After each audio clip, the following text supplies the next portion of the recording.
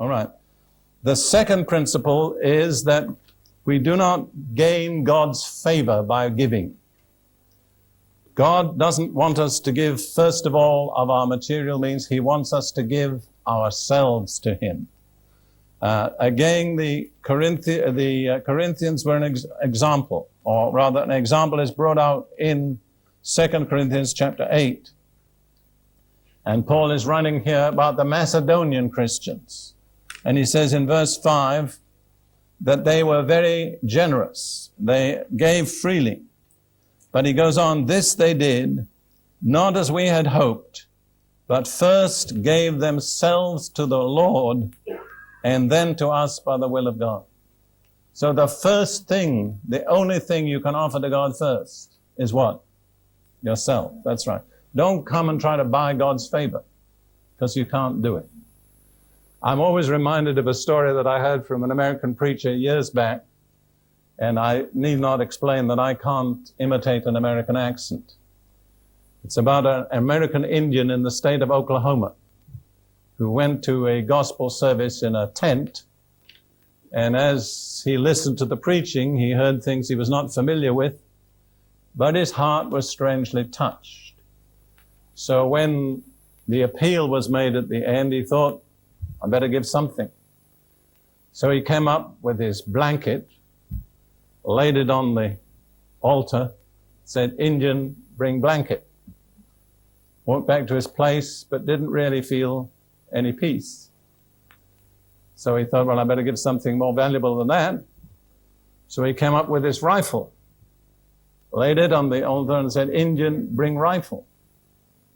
Went back to his place, but still there wasn't a peace. So he thought, the most valuable thing I have is my horse. So he went out to the parking lot, untethered his horse, and led his horse up to the front of the church and said, Indian, bring horse. But still no peace. Finally, without anything, he walked up to the altar and said, Indian, bring Indian. And then he found peace. See? So don't bring your blanket, your rifle, or your horse until you brought yourself. It's ourselves that we begin with. In Romans chapter 12, verses 1 and 2, Paul tells us very clearly, this is what God expects of us.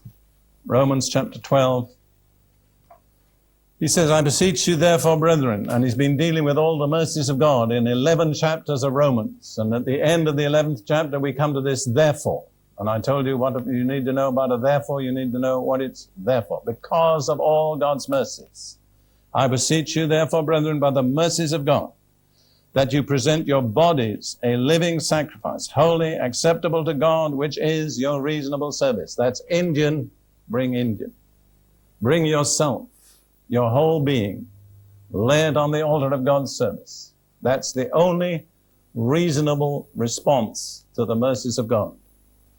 And then he goes on to say, do not be conformed to this world, but be transformed by the renewing of your mind, that you may prove what is that good and acceptable and perfect will of God.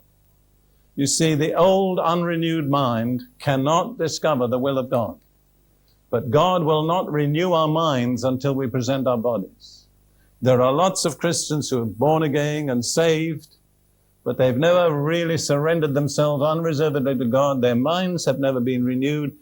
And with the old unrenewed mind, they cannot discover the will of God.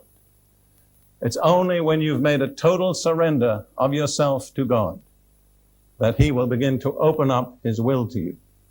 And you'll discover 3 things about the will of God successively. It's good, it's acceptable, and it's perfect. When you begin, you discover God only wants what is good for you. The further you go, the more you discover it's acceptable. It's the kind of thing that I really want and need. And as you advance, you'll discover it's perfect. It covers every area of your life. There is no area of your life, small or great, that is not covered by the will of God. But you cannot discover it until you present it yourself. And your giving to God is of no avail in the material realm until you've first given yourself.